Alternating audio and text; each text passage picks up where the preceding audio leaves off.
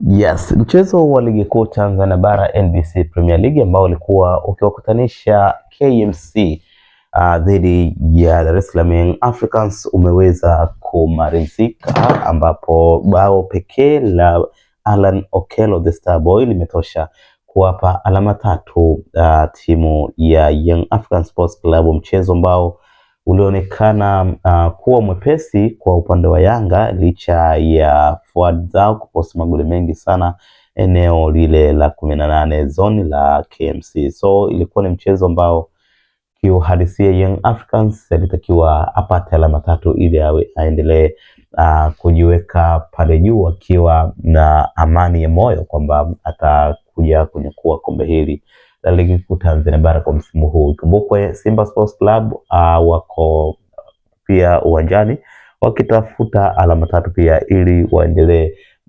kuweka gepu lile lisiwe kubwa, libaki alama tano zile ambazo Young Africans alikuwa amempita.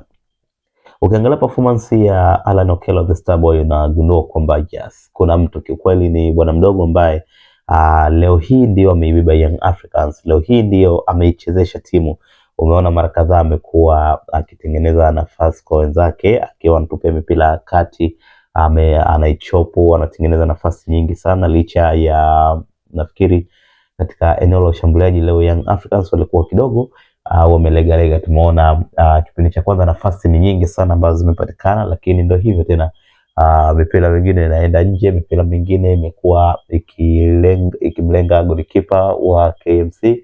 Lakini pia kuna wakati maamuzi ya washambuliaji wa Yanga amekuwa sio sahihi, jambo ambalo limekuwa likiwanyima magoli Young Africans. Lakini ukiangalia KMC haikuwa na ushindani sana kusema kwamba labda kulikuwa na bato kubwa. Hapana, walicheza mchezo wao katika uwezo wao, wamejitahidi, wameweza kujipambanua. Lakini pia sifa za pekee nimpatie golikipa wa KMC kwa namna ambavyo pia ameweza kusave baadhi ya mashambulizi. Tumeona mara kadhaa amekuwa akicheza mashambulizi kutoka katika upande wa Young Africans. Utaangalia pia hata kuna shuti ambalo lilikuwa limepigwa na Alan Okello ambalo watu wengi waliamini kwamba linaenda kuwa goli, lakini mwisho wa siku golikipa yule aliweza kuicheza vizuri sana. So amekuwa ni moja ya wachezaji ambao kiukweli amepunguza idadi ya magoli leo hii kwa KMC. So naweza kusema kwamba ni moja kati ya wachezaji wa KMC ambao wamesaidia timu yao licha ya kupoteza goli moja, lakini wameweza kupunguza idadi nyingi ya magoli ambayo pengine Young Africans wangejipatia. Lakini kwa ujumla mchezo ulikuwa ni mzuri, mchezo umeonesha mapungufu yako wapi kwa upande wa Yanga, mapungufu kwa upande wa KMC.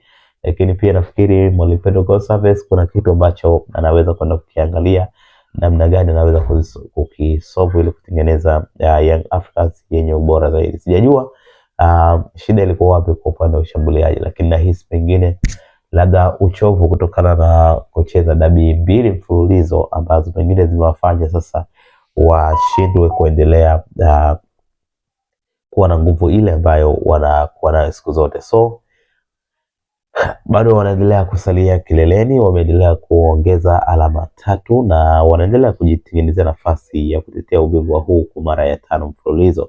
Kwa hiyo Young Africans kwa kweli target yao kubwa nafikiri ni kunyakua ubingwa wa ligi kuu, lakini pia kuja kunyakua ubingwa wa kombe la CRDB.